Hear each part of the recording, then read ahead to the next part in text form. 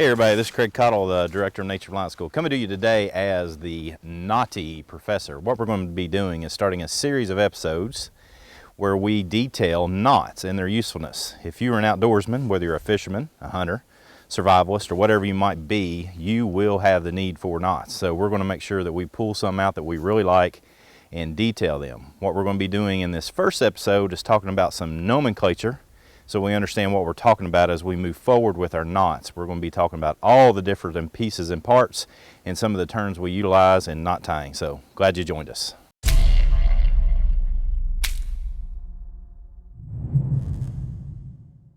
For starters, let's make sure that we understand some of the nomenclature on the rope itself.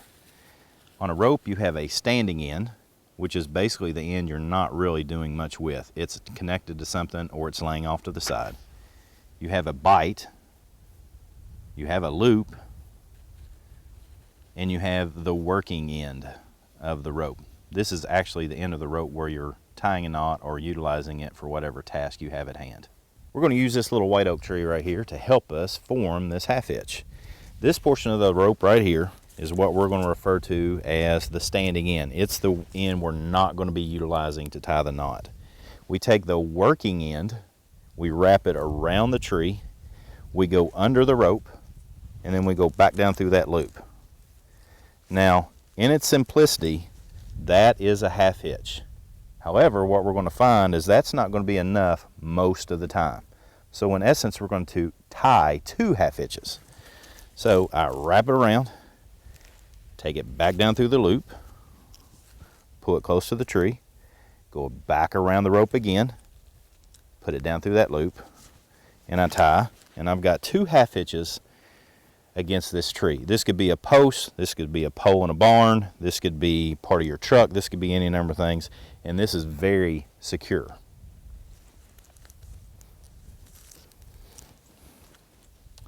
Now let's take a look at making it such that it's easy to untie. We're going to do the same first half hitch where we tie it through. Really simple to do. Then we take it under again and we form a bight. Remember what a bight is? We stick that bight back down through that loop and pull this taut. In essence, what we have here are two half hitches, the second one with a bight. So this is secure and tight. However, whenever we want this to be loose, we simply pull this and everything's loose and easy to go. Now that I've shown you all that detail, let's take a look on how I'm going to utilize this knot.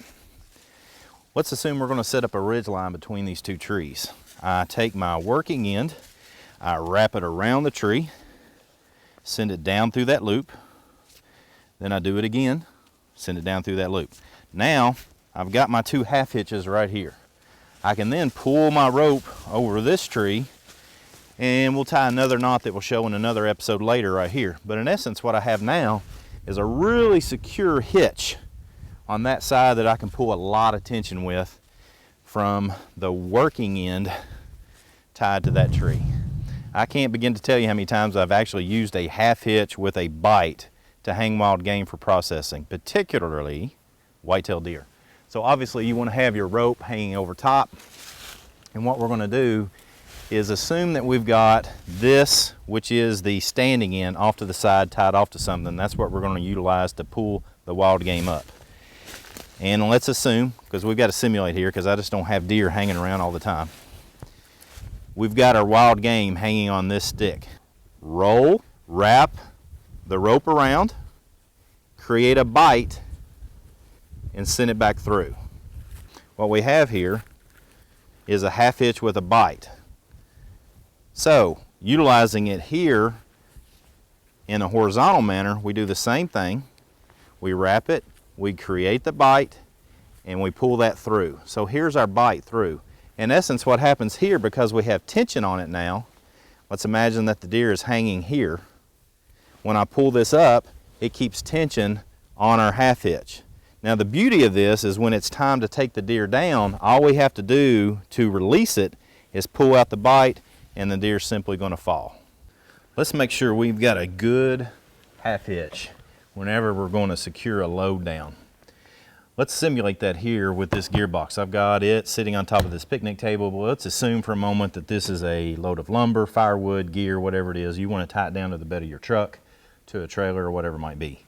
Half hitch, although it's one of the simplest knots, is one of the most useful, but there's a key to it right here. I want to tie to the outside of the portion that I'm pulling from so that the rope is utilized more effectively. So in essence, I tie the half hitch from this side. Once I put my half hitch into it, I want to double it up with another half hitch so it's more secure. Here's the key though.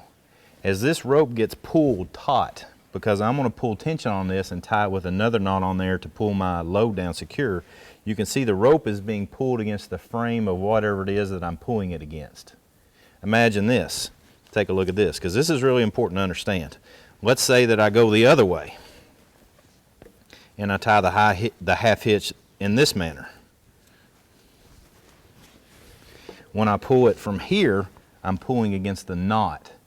This is the weakest point of the rope in any time you tie a half hitch, a knot, a bend, or whatever it might be. The knot portion is the weakest portion of that rope. So you never want to be pulling against the knot. In essence, when I have it turned the other way, I'm pulling against the frame of the vehicle. So let's do that again. We'll do it the right way. Tie it around, tie our half hitch in, around, same thing again, around and through. I can cinch that up, throw this over my load, and now I can pull tension on this, and I'm pulling against the frame of whatever it is that I've got the load on. Now that we've got our load ready to be secured down so the raccoons can't get into this box of goodies I got right here, I'm gonna head off into the woods and play for a while. As always with Nature Reliance School, come on, join in, let's learn together.